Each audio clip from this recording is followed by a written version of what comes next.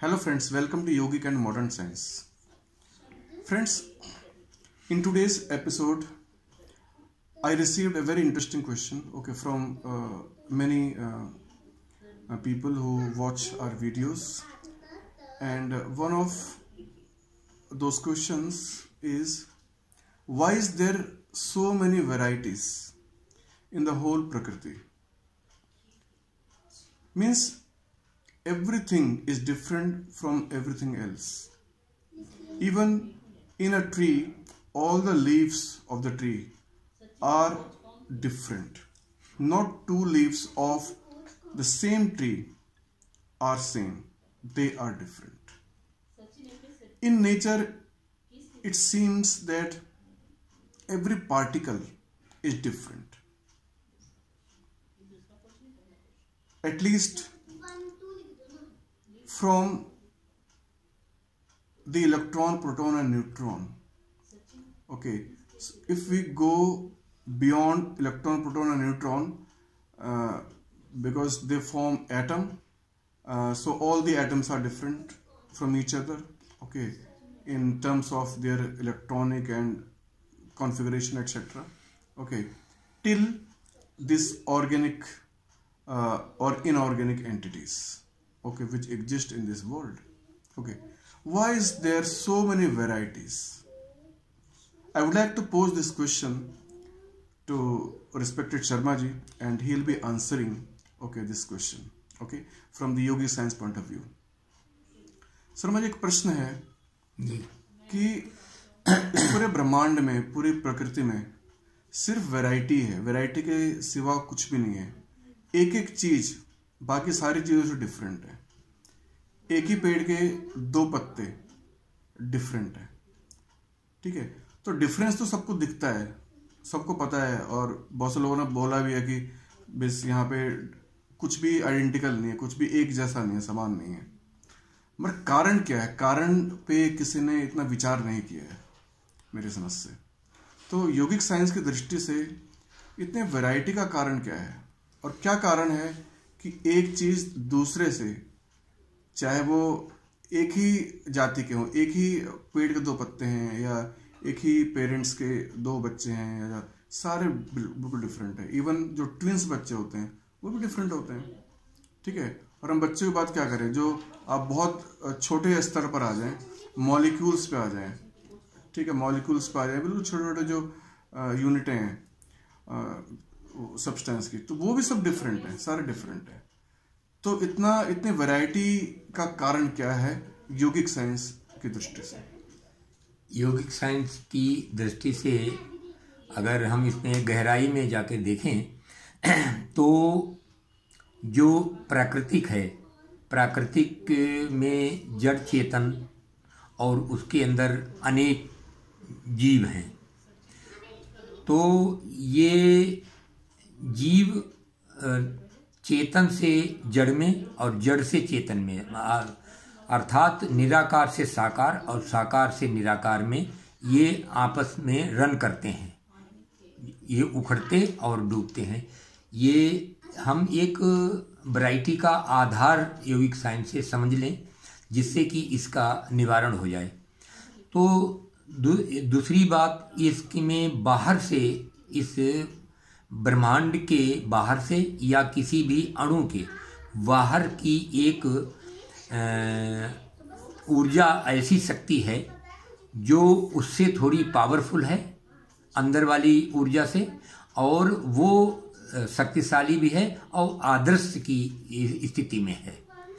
तो वो ऊर्जा जब राउंड लेती है इस प्रकृति के बाहर से, आगे फ्रंट से, आगे से जब लेती है, और ये जो ब्रह्मांड है, ये ब्रह्मांड आगे की ओर ये रन करता है, क्योंकि ब्रह्मांड अंडाकार है और जो रन कर रहा है वो भी अंडाकार में ही रन कर रहा है. तो जो ये ब्रह्मांड रन कर रहा होता है, उस वक्त वो ऊर्जा, जो आदर्श ऊर्जा है, जो उसके ऊपर से उसे कंट्रोल करती है, वो भी रन करती है उसको कंट्रोल करने के लिए. तो उसके अलग अलग स्थान हैं, जगह परिवर्तन होती है, और ऊर्जा उस अंडे के, उस ब्रह्मांड के या उस अंडे के ऊपर से अलग अलग जगह से बार बार बदल के जाती है, क्योंकि उसे अंडाकार में मोड़ना है। तो मोड़ने के कारण वो अपनी जगह को, उस अंडेकार को, जगह को भी परिवर्तन करती है। ये परिवर्तन करने के उसके जो तरीके हैं वो इसका फ्रंट से गिरना और पीछे से उसका निकलना और ऊपर जाकर के उसको स्थिर हो जाना और फिर दोबारा वहाँ से गति करना। तो एक उसकी स्लो गति है, थोड़ी एक मध्यम गति है, फिर एक उसकी तेज गति है।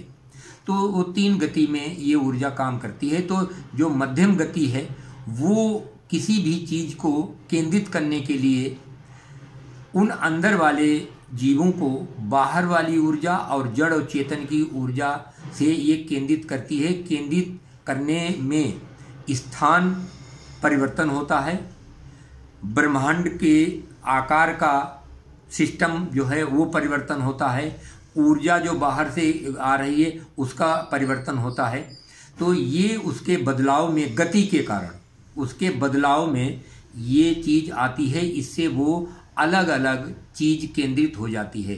तो पत्ते अलग अलग केंद्रित हैं पेड़ के, पेड़ अलग तरीके से केंद्रित है, जीव अलग तरीके से केंद्रित है। इतना बड़ा तामझाम ये ब्रह्मांड में जो इस ऊर्जा ने बनाया है, ये जो कार्य करने की ऊर्जा है जिसकी बात कर रहे हैं, मगर यही ऊर्जा जब एक अपनी पिछली पूर्व स्थिति में होती है तो ये निरालंबिक स्थिति में है, ये कोई कार्य नहीं करती है वहाँ पे, मगर यहाँ वो कार्यरत है।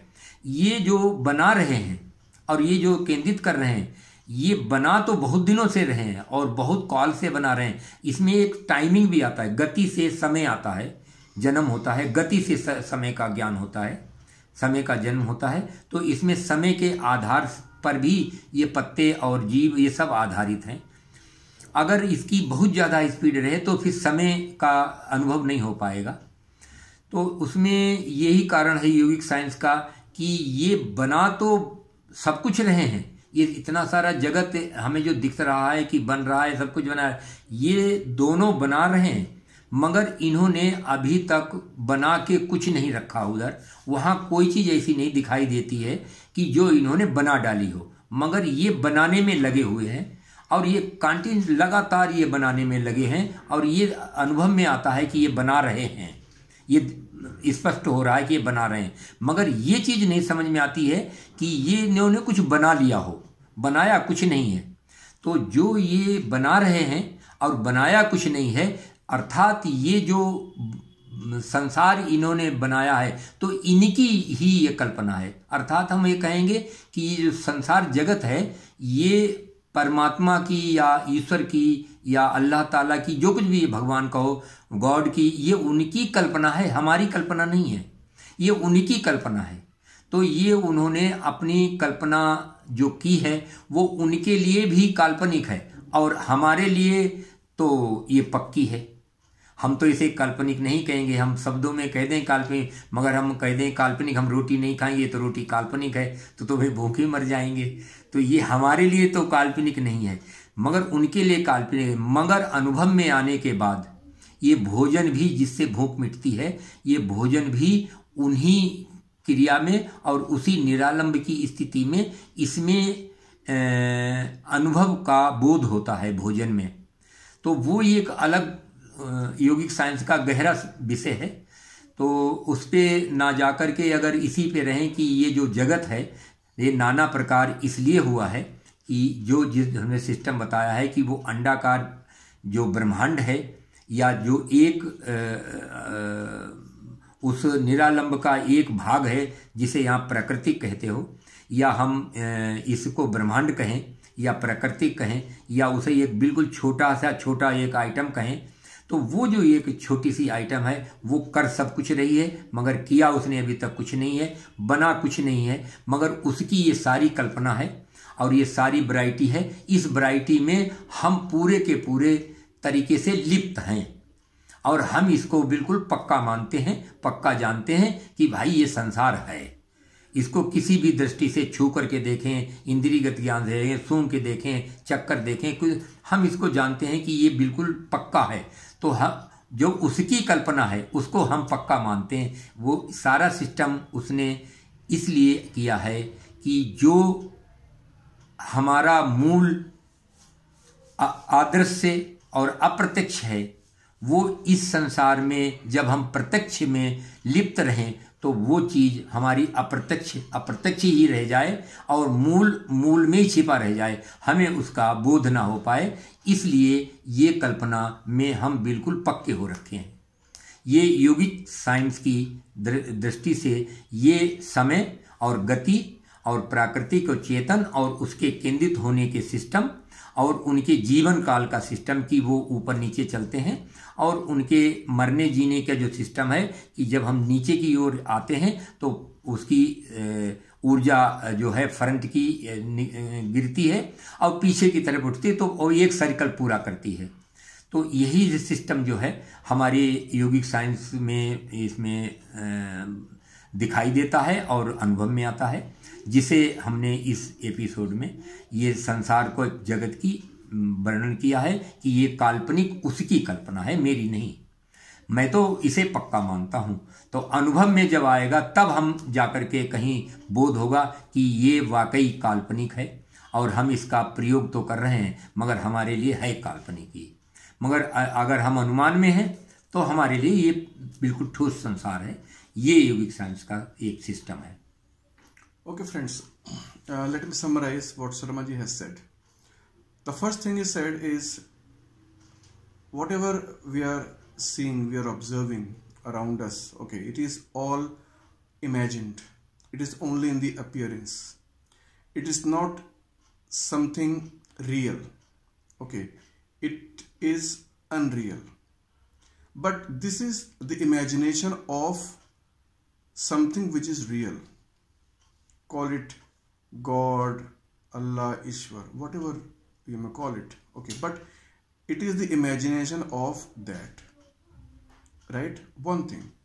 Second thing, the answer of the question why there are nothing but varieties in the whole cosmos, in the whole Prakriti, is because of the involvement of the energy of or divine energy,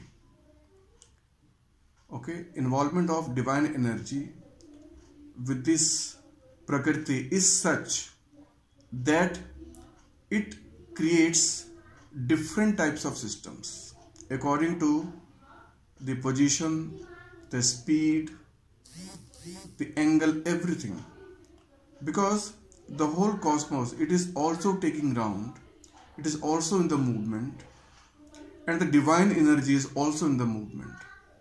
So at each moment, okay, it is changing, their position is changing, okay. So due to the change in the position, the change in the intensity of the divine energy and so on, there are so many other things also involved in that. That is why there are uncountable number of varieties in the whole cosmos, right? Because every conscious agent are different, okay.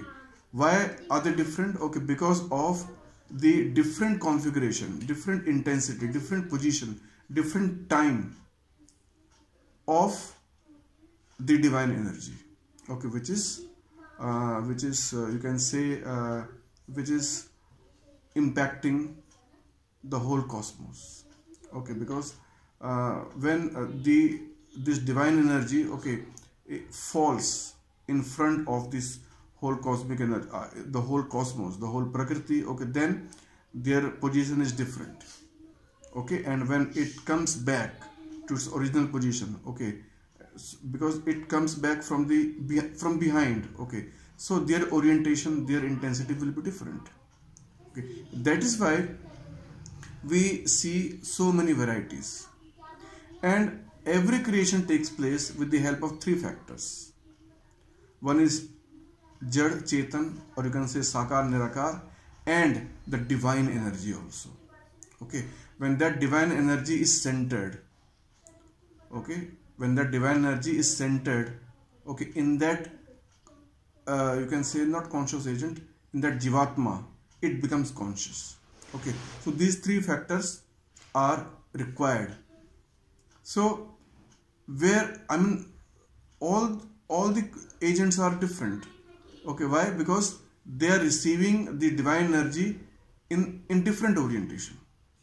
Their orientation is also different, and their intensity and orientation is also different.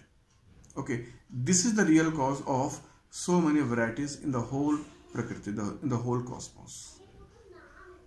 Okay, so I hope you must have understood why we see varieties in the whole Prakriti, nothing but varieties. Okay, if you are not getting it, okay, then you must ponder over what Sharma ji has said, or what has been explained on behalf of yogic science over and over again. Thank you, friends.